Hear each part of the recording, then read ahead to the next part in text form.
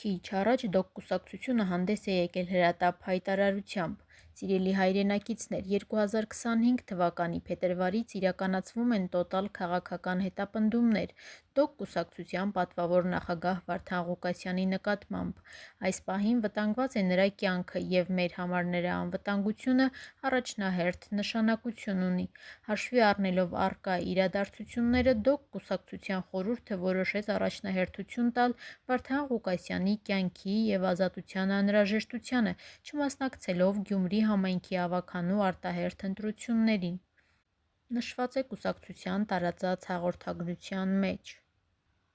Հիշեցնենք, որ նախորդ շաբաթ ԱՄՆ Իմիգրացիոն և մաքսային ծառայության կայքը տեղեկացրել է, որ Հայաստանում ծնված Վարդան Յուրիկի Ղուկասյանը գտնվում է Նևադա նահանգի Հենդերսոնի ձերբակալվածների ժամանակավոր պահման վայրում: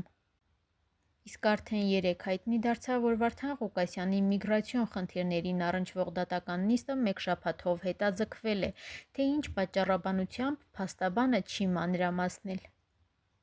Պարզ չէ նաև մինչև հաջորդ դատական նիստը ԴՕԿ կուսակցության նախագահը շարունակելու է մնալ ձերբակալվածների ժամանակավոր պահման վայրում, թե ոչ: Հայտնի չէ նաև, թե որտեղ է անցած 10 օրերին պահվել Վարդան Ղուկասյանը: Ոչ նրա կուսակցության անդամները, ոչ էլ փաստաբանը չեն բացահայտել: Հիշեցնենք նաև, որ Հայաստանում Վարդան Ղուկասյանը մեղադրվում է խարդախության, շորթման, սպառնալիքի, բռնության հրապարակային կոչերի համար: Մեղքը սակայն չի ընդունում: